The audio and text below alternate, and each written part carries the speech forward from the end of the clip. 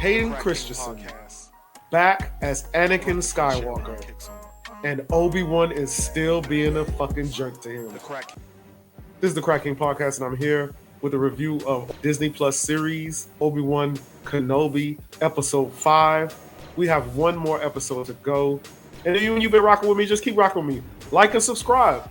Like and comment. You don't like what I'm doing, just go ahead and leave a comment. Say, fuck you, I don't like what you're doing. Look, when I seen Hayden Christensen as Anakin de-aged, I was a little bit thrown back because I was like, yo, he still looks fucking old. He looks like an old-ass man.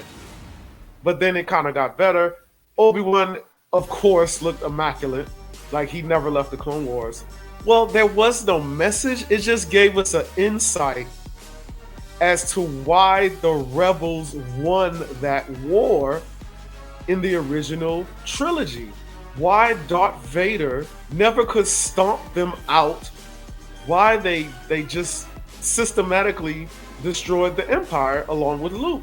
He only had tunnel vision. My girl Reva right here has the same problem because she was one of the Padawans in the Jedi Temple that Anakin stormed and destroyed, and she played as if she was dead. They haven't bridged the gap as how she became a second sister, but we know how she survived the siege, playing dead. It seemed like Obi-Wan was just teaching lessons to the day he died, because in this episode, he tried to teach Reva, he tried to tell her, you cannot defeat him. We can do it together. Reminiscent of the Clone Wars with Dooku when Anakin first got his arm sliced off. Obi-Wan said, let's take them together. Anakin just wanted to go and he got fucked up. Obi-Wan was a young Padawan when he became a Jedi Master to train Anakin. He just now was getting into his own and learning.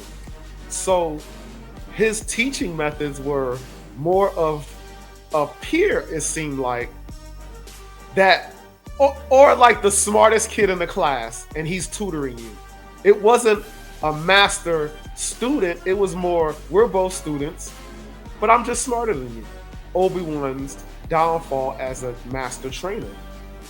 And those words that he spoke to Anakin, saying if he doesn't learn how to stop focusing on one thing and see the bigger picture, he will always be a Padawan. Vader was fucking pissed about that shit. That's all he thought about in this episode, was that one lesson. Anakin never really went through the trials to become a Jedi. He was only battle tested. And it's not Obi-Wan's fault. And Obi-Wan is realizing it really wasn't his fault. It was just his destiny to be that way. It was all by design by the Emperor.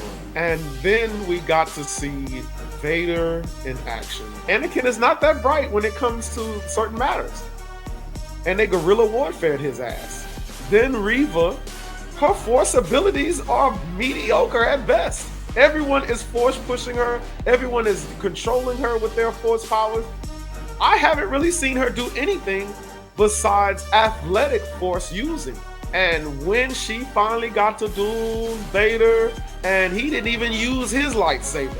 He took hers, and spoiler alert, the former Grand Inquisitor is still alive. And it was all a setup.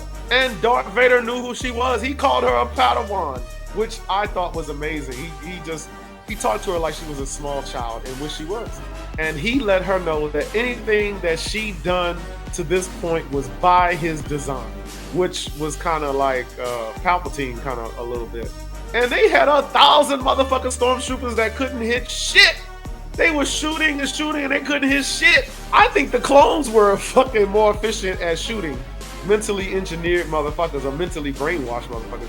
It seems like when you get brainwashed, your fucking aim is off. Which, we don't know what it looks like having that fucking helmet on. Even when Finn in the sequel trilogy, we couldn't see what he was seeing. We see what Darth Vader sees. He's a fucking android robot or whatever. I thought it was a decent episode. It was something about the action sequence that just wasn't there, Deborah Cho. And I'm sorry, I just couldn't get with it. Moses Ingram, you're awesome. James Earl Jones, I love you. Your voice is like fucking butter. I wish I could meet you one day. James Earl Jones, if you out there, I'd like to have you on my show and talk about you playing Jack Johnson. James Earl Jones, come fucking on my show. This is the Crack King from the Crack King Podcast. We got one more episode left. Like and subscribe. And watch out for episode 8 of the Crack King Podcast coming real soon. I got some heat for you. Crack King Podcast.